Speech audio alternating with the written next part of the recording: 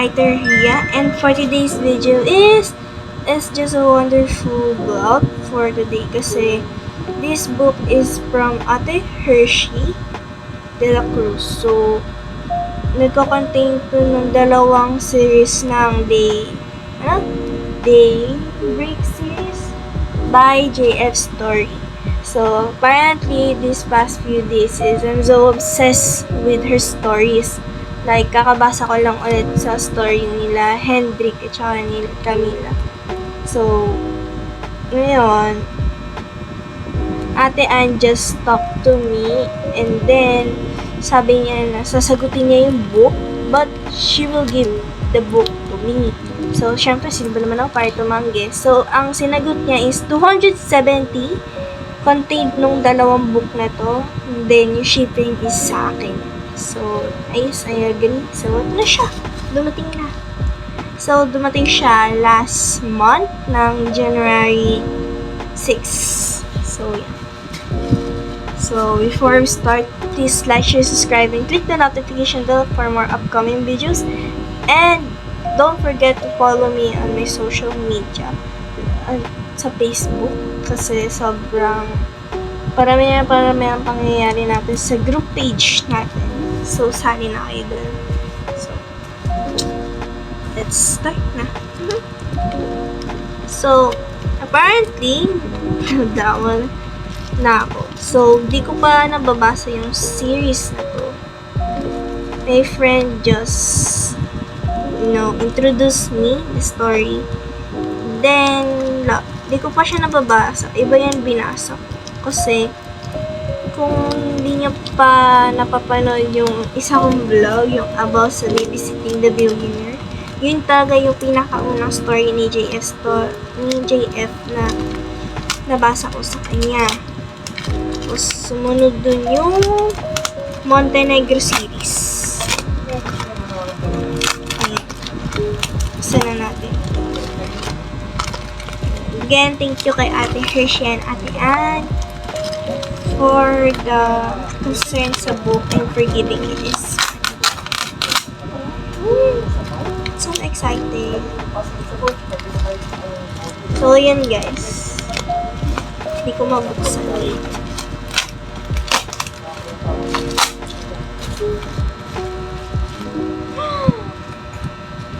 Pakaano niya sa like, sobrang secured niya. Ang kapal ng pagkakabalot.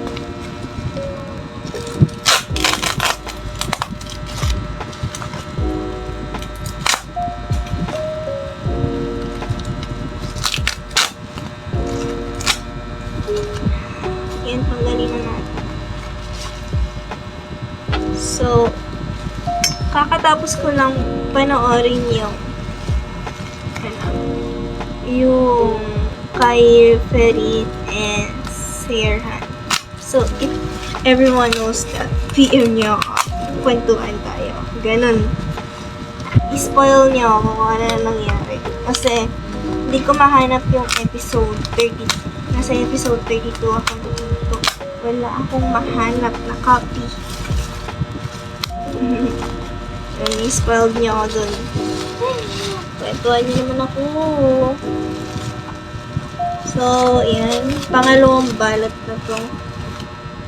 Wow, hindi siya napagod kakabalot dito. Ang dami.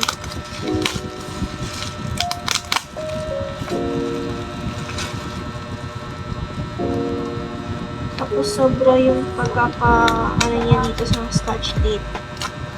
Ayos din ang pagkakabalot niya.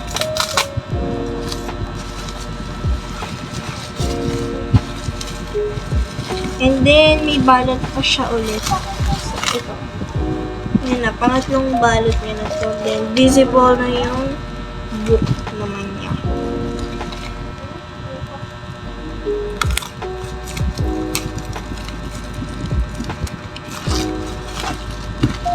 Yan na. So, Kate, if you're watching, tama yan, mainggit ka. No, just kidding. So, I hope you can buy your desired book then soon. I know if you like this, you have to copy para makakabalikan. So, ayan. So, yung haba ng bubble wrap, magagamit ko ito. So the book is apparently is not sealed and has a pants here at the front cover and sa likod. So, yan. Halata ba? Kung nakikita nyo, ang daming yellow. Then, yung gilid niya din is yellowish na. Is what we call it. Ayan. But still readable. Ayan. Yung with special chapters inside according sa kanya. Sa book. Ayan. So, ito naman yung his queen. And mukhang hindi pa nabubuksan masyado yung book na to compare dito. So, ayan. Hey! Compare ko na sila. But, this part 1 lang yung sealed. Yung dalawang to hindi. So, ito, sobrang dilaw na talaga niya. As in, ayan. Ayan. Yung pagkakaiba nila. Ganyan. Diba? Ayan siya. Tapos, yung tatlong yan may special chapter sa loob. Ayan. So, yun. Kompleto ko na siya. So, now, I have his name, the part na season 2 and part season 3 na Fall For You.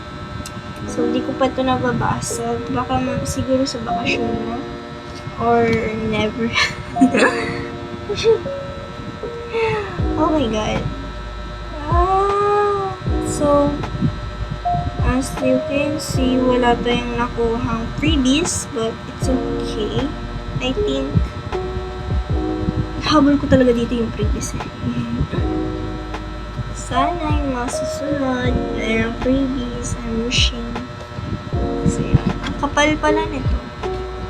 Ayun, makapal sila pareho compared dito sa season 1. Anyway, ang problema sa kanya, bukod sa yellowish, is halatang na gasgasan yung one page and may konting yupe. Dito sa dulas, ayan. Dito, ayan. Kita niyo yung white na yan. Just dito naman sa his queen is same problem but dalawa sa baba.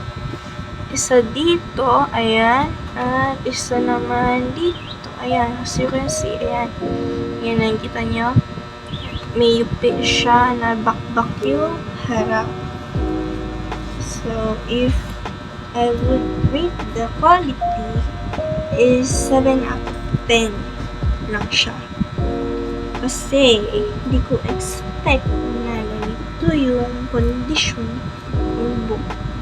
But, hindi na ako magsasay na kasi libre lang ito. Well, not really, kasi sinagot ko naman yung shipping fee. The shipping fee is worth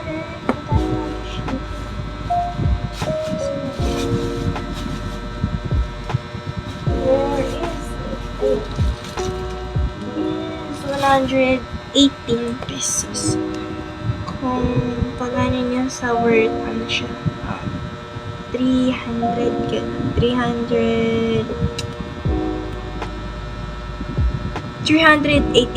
Ayan. Lahat. So, yun. Kompleto ko na. So, ayan. So, sana, ito na yung apparently, this is my, JF Stories book as of now. Ayan. Ito pa lang yung book ko. JF Stories. Ayan. So, tatlong copy ng The Billionaire's Hide. The Babysitting the Billionaire. Wala pa yung part 1. Hindi ko muna binili. Kasi dito lang talaga ako nag-stimulate. Tapos yung first print ng Untold Story of Ara.